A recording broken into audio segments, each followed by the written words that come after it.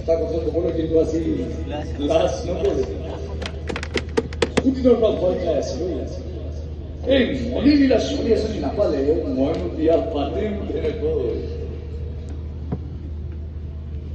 কিন্তু আজি অনুভৱ কৰিছোঁ পাইছিলোঁ, কিন্তু হেৰুৱালো। ইমান বেছি মণিলীলা ছোৱালী মই ক'তোৱে কেতিয়াও বিচাৰি নাপাওঁ। ভাবিলে কেতিয়াবা বৰ আফচোচ হৈ যায়। সেই ধুমুহা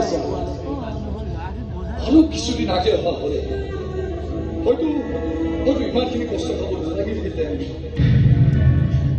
মন খুলি দিব পাৰিলোহেঁতেন। তাত মই কি ভাবিছো, কি